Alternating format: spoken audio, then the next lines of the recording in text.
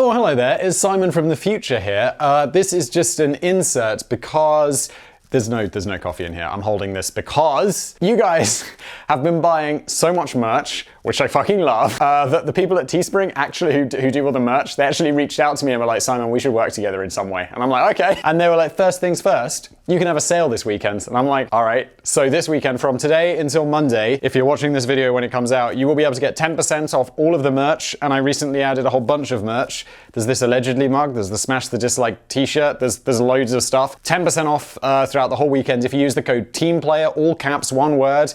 I asked them if I could have the code Blaze It Down, and they were like, Team Player's what we got.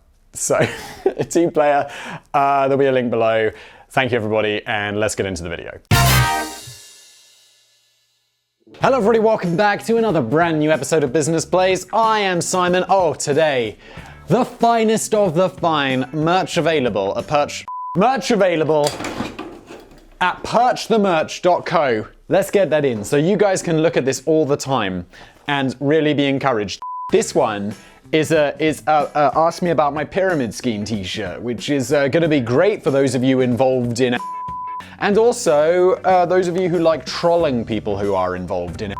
And you'll notice that those have definitely been bleeped out, but you could probably guess the company I'm talking about or insert generic company that you're absolutely certain is a pyramid scheme, but Simon can't say because he doesn't want to get sued. You know what I'm talking about. This one, as always, Danny writes us a script, I read it, and I'm unfunny.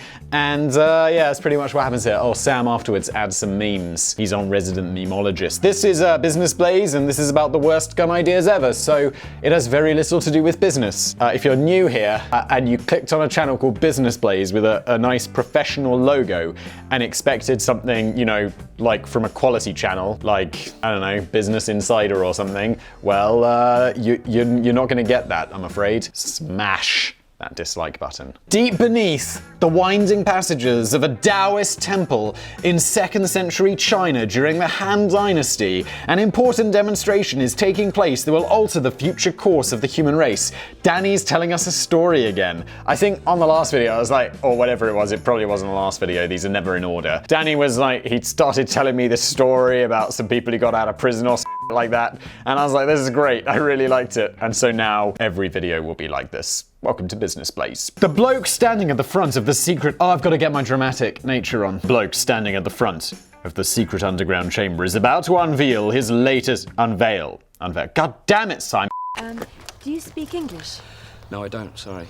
The bloke standing at the front of the secret underground chamber is about to unveil his latest discovery, and he is aware that the weight of his words will carry during this historic moment. Gentlemen, he says, addressing the small gathering of notable followers of the philosophical tradition of Taoism. Which is always confusing because it's spelt with a T, but it's pronounced Tao. Thanks, China. I'm about to show you some proper crazy-ass shit that you will not believe.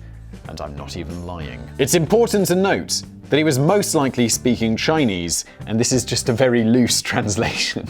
It feels like we're in Indiana Jones, Danny. The bloke holds forth a goblet containing a mixture of sulfur, charcoal, and saltpeter. Behold, he declares, today it is my humble privilege to introduce to the world, drum roll please, thank you, Clive. Today, I give you the gift of gunpowder. I knew that. I don't know why I looked at the script. I knew what it was. I don't know the ingredients of gunpowder, but I know that saltpeter is one of the ingredients because it's a funny name. A hushed silence falls across the crowd like a gentle spray of sleepy machine gun fire. Eventually, following a slightly awkward pause, one of the younger Taoists sticks up his hand to ask a question. Sir, could I just ask, what the hell is even that? What's a gun? You see, this was the problem with the discovery of gunpowder. It would be roughly another millennium before the Chinese got round to inventing the world's first gun, so they never really figured out what to do with it in the meantime. It's largely believed that the discovery of the violent flying and dancing substance was completely accidental, as the Taoist alchemists were far more interested in searching for the elixir of eternal life. It's like, yeah, you invented gunpowder. It's an enormously important discovery. You're like, oh, I was looking for the elixir of eternal life and I've got this gunpowder bull. It's literally the opposite of what we wanted. It's just killed loads of people. So it's quite ironic that during their quest to unlock secrets to a longer life, they invented one of the deadliest concoctions of all time, right up there with CFCs, chlorine, leaded petrol, and happy hour at Taco Bell. And oh my god, if one of you I'm sorry, dear audience, how much I love you, you f***ers. It's gonna be, Simon, what's a taco? Simon, what's a taco? I don't know, it's how we say it in England. Taco. Eventually, 10th century China got around to inventing the fire lance, which is usually regarded as the world's first firearm or portable gun. It was a primitive thing, and the concept was a bit like sticking a lethal firework in the end of a long spear, but it proved to be particularly effective during the Jinsong Wars in the following century. Yeah, I mean, that sounds pretty legit. Like, if I was in a mall and it was surrounded by zombies and I needed to create some sort of defensive system, I'd definitely get my fireworks on. Like, go to the fireworks store, load that shit into some like big tubes, light the ends. That seems pretty good. That's gonna some zombies up. I mean, or whoever is surrounding the mall. I always assume it's zombies, because if it was people, I mean, how long are you really gonna be in that mall? The zombies are all, I can't work outdoors. People are like, we're coming inside. Fast forward another millennium and the development of increasingly sophisticated guns has come along in leaps and bounds and big bangs and terrified screams. I've not really seen many guns in real life, on the grounds that I've never served in a war, and I'm not American. I have to say that I've shot a lot of guns. I mean, don't get me wrong, not up to the American standard of like, I've got 6 guns on me right now. But I was in the cadets at school, so we shot a lot of guns there. I've also like gone to firing ranges to shoot guns. I find it quite enjoyable. I get guns. Let's just, you know, let's keep them in gun ranges and not have them at home, okay? Oh, smash that dislike button. The closest I've gotten to guns is when I was dragged to the Royal Armouries Museum in Leeds, which features stunning historical displays of the finest shooty things from around the world. Fascinating. Oh my god, being dragged to museums by my parents when I was a kid. It's like, I just want to go where you can press buttons. Why do I have to be dragged through the old guns exhibition? It's like, oh wow, this gun's got a sword on the end. Fascinating. What a technological revolution. I can make one of those in 5 minutes. Just give me a knife, give me a gun, and some duct tape. Done. I can't remember much about the visit except I got served a really nice lunch in the canteen. But not every gun was destined for greatness or a place in a high-security glass cage. Some of them were more likely to go out with more of a whimper than a bang, clink, clink, or a rat-a-tat-tat-tat-tat. Alright, Danny, what sound exactly do you think guns make? Danny's never seen a gun go off. I mean, even in movies. Rat-a-tat-tat-a-tat. The pepperbox revolver. In what I hope will become a new regular seed trademark signature of business plays, I've decided to lead with a story that may not initially appear to fit the criteria of the topic in any way, shape, or form. Danny, this is enormously familiar to me. I mean, we made a video. It's just an unlimited selection of videos that we've made that have nothing to do with business or indeed the subject that I've assigned to Danny. There was one where it was just like, I was like most biggest corporate failures or something, and we spent like half the script just talking about how great communism was, and I'm like, Danny, Jesus. The pepperbox revolver was actually very successful and popular for a while, with one particular model produced by Allen and Thurber earning the accolade of the gun that won the East. But that doesn't necessarily mean that it's gone down in history as a great gun. Far from it, in fact. The earliest matchlock forms of the pepperbox appeared as far back as 1500s, but it was the later flintlock versions of the 1790s that really took off with everyday civilians. It's a gun that you've probably seen in countless westerns, unless you're Simon and you haven't seen countless westerns. Yeah, I'm pretty sure I've never seen a western. I've seen Back to the Future 3, which is sort of a western, I guess. I've never seen a Clint Eastwood movie that wasn't made in the last few years. The pepperbox is essentially a multiple barrel repeating revolver with 3 or more barrels grouped around a central axis. The unusual thing about the gun is that you need to manually rotate the barrels by hand, which is why the gun looks so cool in movies, in which Johnny Sausage would quickly spin through several chambers of a 6-shooter model while firing at a line of shot glasses on the bar. Oh, I know this trick where it's like, pa-choo, pa-choo, pa-choo, pa-choo, pa-choo. That is cool. Maybe I should actually see a western. Although they're all really old and I don't want them to be, they need to be in color and they need to not be shit. This was probably a little far-fetched, as the pepperbox, so called because it looked a bit like an interactive pepper dispenser, wasn't really designed for accuracy. Okay, there's a beautiful picture of it right there. It's very nice. It does look quite nice, actually. It was meant to be more of a short-range weapon that you could quickly pull from the hip in a sort of shoot-and-hope strategy. And it became the civilian self-defense tool of choice for a while, particularly when the Industrial Revolution took hold and the revolver became very affordable. My Peruvian puff pepper By the 1830s, the easily concealable pocket gun was pretty much everywhere in North America and was even beginning to find its way into European areas, including the UK. It was the kind of weapon that would often be pulled out on the slightest whim, such as when Drunken Joe was doing badly on the craps table or the don't think of an elephant table and he needed to let off some steam. Those are some OG Business Plays jokes that I don't get, because I don't know what don't think of an elephant. Is that just the game where you don't think of it? Like, you know, where you don't think of the game? But the front-heavy pepperbox revolver certainly came packed with problems. Novelist Mark Twain was less than impressed with the lack of sighting or accuracy on his scattergun model, but he was more concerned about the gun's tendency to accidentally discharge all of its barrels at once. Oh, shit. Firing one charge could sometimes ignite all the others, resulting in a chain fire, which often resulted in the bloke holding the gun ending up with a broken wrist. That's terrifying. I shot like a sawn-off shotgun once, and it was like a one-handed thing. But you gotta like hold the barrel like this, and boy, did that thing kick. Like, I've shot many shotguns, but the sawn off this little thing, it was just like this big, and you're like, yeah, what's this gonna do? Oh shit, it's over there. Like, I mean, I didn't drop it, but it really, quite intense. All the Americans are like, you fucking amateur, getting excited about using a shotgun, and they're like, please, I've got 4 automatic shotguns in this room. Fuck yeah. Mark Twain advised, if you're ever being threatened by the random fire of a pepper box, the safest position to be is anywhere behind it, but others recommend the safest position would be directly in front of it. But a bum bum, not advice, don't do that. He's just making a joke about how it's not inaccurate. You're better off behind it. I mean, broken wrist is better than like 4 bullets in your body. No one wants 4 bullets in their body. It wasn't a debate that would rage for much longer. Following the invention of the true revolver, the pepper box very quickly disappeared from the streets during the 1840s, which was probably good news for all of those respectable civilians who needed something a bit more reliable, which could shoot your target in the face without the risk of a firework display going off in your own hands. I mean, yeah, okay, so you shot a guy and he's dead and you got a broken wrist. I mean, you won. I mean, although this was like the 1800s, that broken wrist might get infected and then you die. Or best case, your hand's just gonna like be permanently in a different position from now on. Oh, the past, it was the worst. The Liberator. The next gun in this list was originally meant to be the AK-47 assault rifle, but it turns out this wasn't too bad. So I've plumped for something that takes us back to occupied Europe during the Second World War. Yeah, dude, the AK-47, isn't that like the most successful gun ever? I mean, especially with terrorists, they love that shit.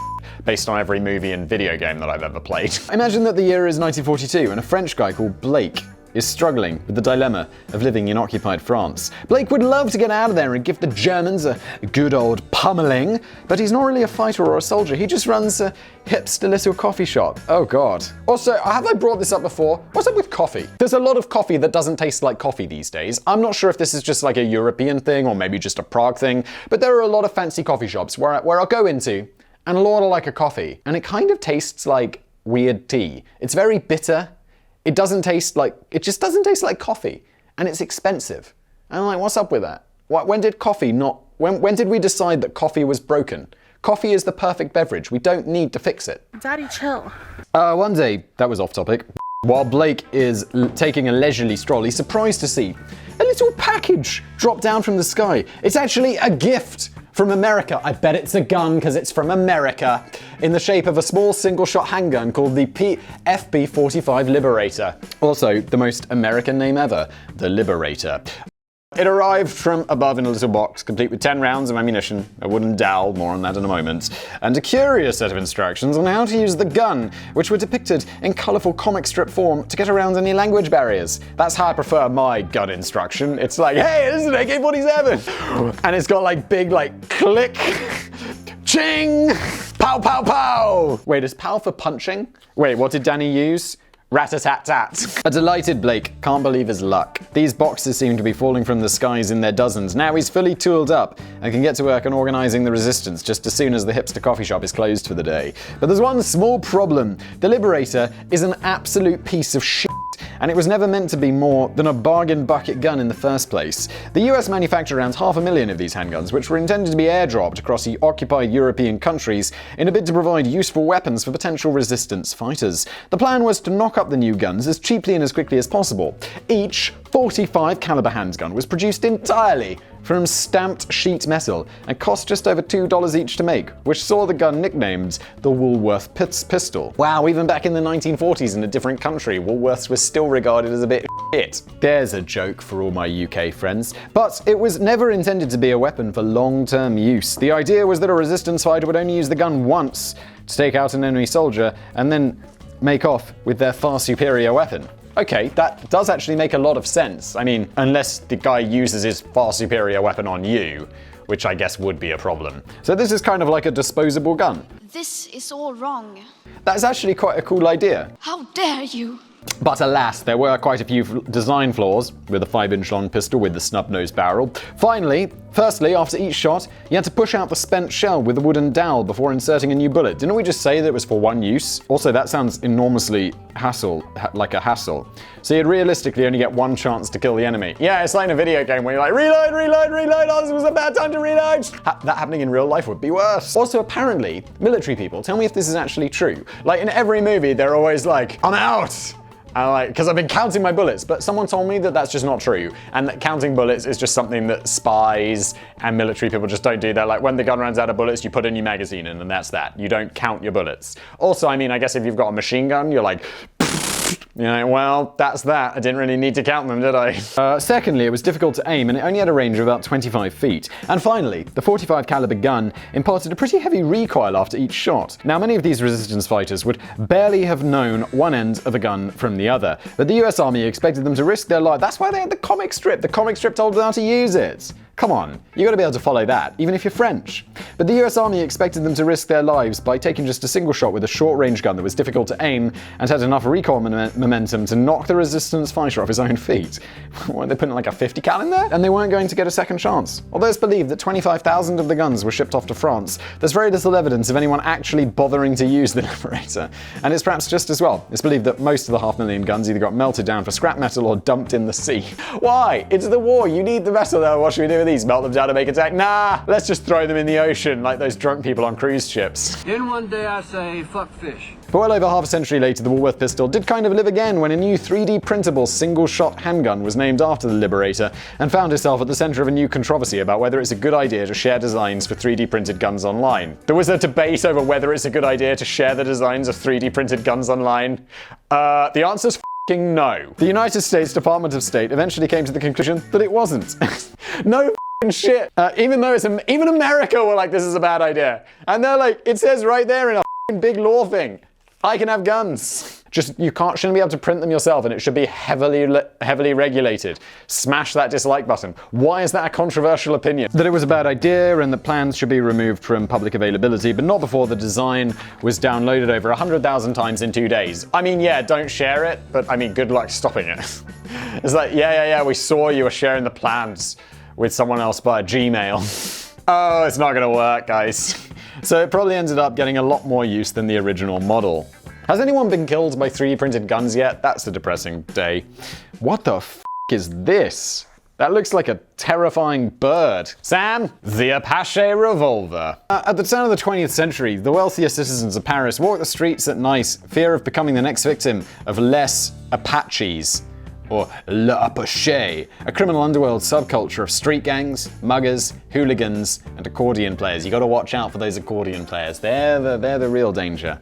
A French journalist had been the first to give this new breed of criminals the name l'apache, apparently because their brutal savagery matched that of the Native Americans. Oh sh**. It's not really a label that would fly in 2020.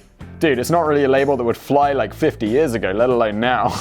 Jesus Christ. But if you were ever unlucky enough to be pounced on the gang in the early 1900s, you'd probably even get threatened with an Apache revolver as your pockets were emptied. The gun was apparently named after the gang that made it famous, which is a bit confusing as it was designed several decades earlier in 1860 by Louis Daun, so I'm not sure what it was called before then. But it's certainly a menacing bit of kit. The Apache revolver is like a very angry version of a Swiss Army knife. Hang on, I'm looking at this thing right now, right? You guys can see it. It kind of looks like I'd want to hold it this way, which is pointing it towards myself rather than this way, which would kind of just be, also pointing really upwards. I can see why this was a bad idea. Or maybe I just really want to, stab myself?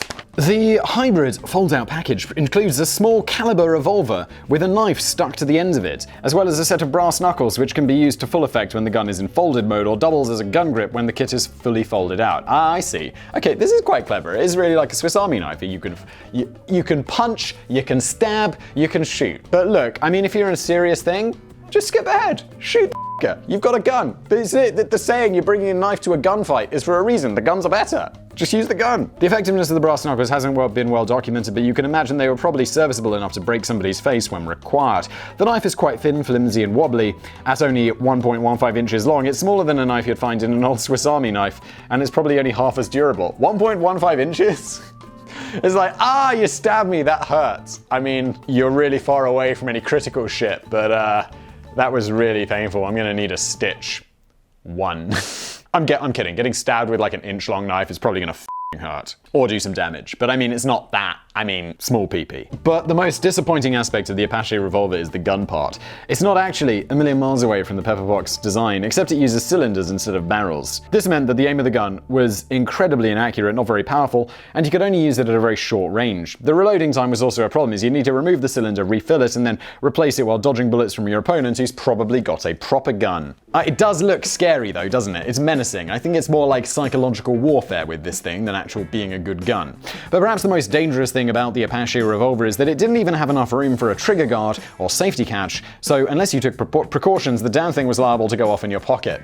And dude, any movies where it's like the dude's got a gun down his pants, it's like, yeah, I mean, it looks cool. It doesn't. But like, you're also pointing a gun at your cock. I'm sure this joke has been made 100 times before, but it's like, thinking of places where I don't want to point a gun. My heart, my head, my cock. Bearing in mind all these limitations, it was seen that this multi-purpose weapon wasn't really intended for serious combat at all. It was more a gruesome and ugly piece of kit that was mainly designed to scare people. Danny and I, same page as always. I haven't been slapping the scripts enough lately. People have been complaining in the comments. And in that sense, it was probably perfectly suited to the cowardly tactics of criminal gangs who pounced on unarmed and defenseless citizens at night. These gangs weren't expecting anyone to put up a fight. They just wanted to frighten you into handing over your money as quickly as possible. Thankfully, neither the Apache revolver nor Le Apache seemed to come out intact at the other end of the First World War. Yeah, because they made real guns during the First World War and everyone was like, bang.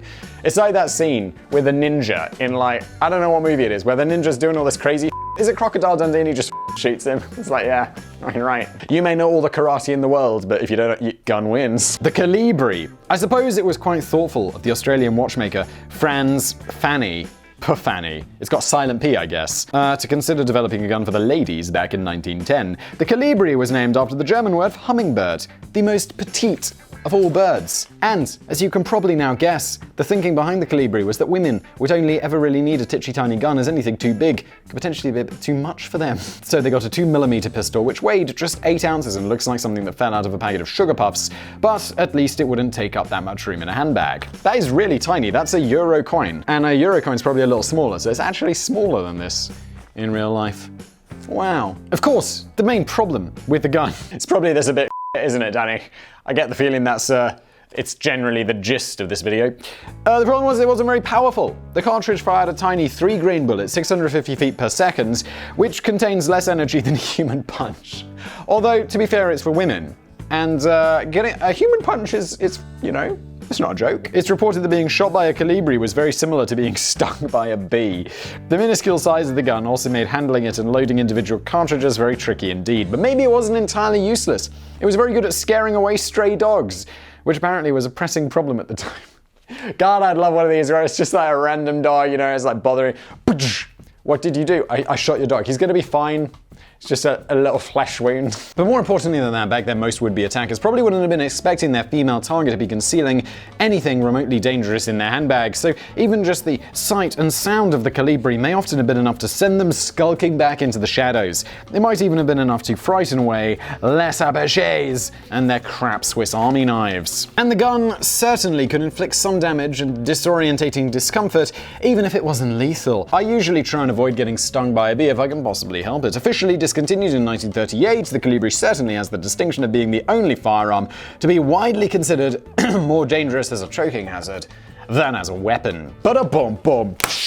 The Krummlauf. I assume it's German, so I'm using my German pronunciation there. As a young kid, I often wonder why somebody didn't just invent a gun that could shoot around corners. I don't know, Danny. Because bullets tend to go in a straight line? It's called physics, Danny. Jesus Christ. Firing such a gun seemed a lot safer to my young mind, which admittedly didn't spend too much time chewing over the physics of such a weapon.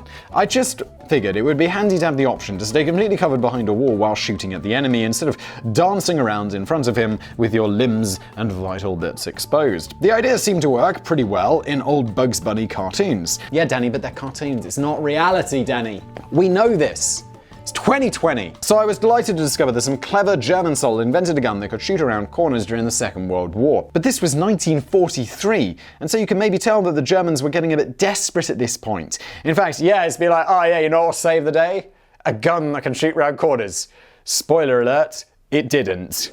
In fact, there have been several earlier attempts to develop a periscope rifle which could be fired from trenches during the First World War, but with very mixed results. But the Krummlauf was perhaps the most notable bendy gun in history. The English translation of Krummlauf is curved barrel, and the idea was essentially to shove a 20mm barrel onto a fairly standard MP44 assault rifle and mount a little periscope on top of the thing for gun sighting. Oh my. There were several different models, produced with varying degrees of bend, to suit every occasion. Some were designed to be carried, while other, more hardcore models were designed to be mounted on a tank. Jesus Christ. What does that tank do? The tank shoot around corners? What, armor's not enough? But the most popular version was the I version, which came out with a 30-degree bend and was intended to be used by infantry. The first problem with the Krummlauf is that it had an incredibly short lifespan of just a couple of hundred rounds before it fell apart from the great stress inflicted on the curvy barrel every time you used it. Yeah, that bullet is gonna tear up the side of that barrel. But another problem was that the bullets were also put under great stress to the point where they would actually shatter in the curved barrel and then come out in multiple fragments, creating an entirely accidental and slightly messy shotgun effect. The Krummlauf wasn't around for very long and is now considered to be more evidence of just how badly the Germans were losing the plot in the late war period, and how they were diverting all of their resources into increasingly wacky ideas that were destined to fail. I know Hitler did a lot of that. He was like, yeah, no, let's build this thing, and it's like, why don't we just focus on that works? I want the finest technology! Chill out, Hitler. Thinking about it, they should have taken inspiration from something other than Looney Tunes cartoons, bada boom boom tss, and the weapons of mass destruction deployed by the likes of Elmer Fudd and Wile E. Coyote. I might have missed the odd episode, but I don't ever recall Bugs Bunny getting his brain scattered across the floor from a big, long, bendy gun. This has been Business Blaze, absolutely nothing to do with I suppose, I mean, the companies made these guns, so I guess that is totally related to business in every way. I really hope you enjoyed this video. Purchthemerch.co is where you can pick up the merch, like this fine pyramid t-shirt. Ask me about my pyramid scheme. Don't do that. Use the comments below. Thank you for watching.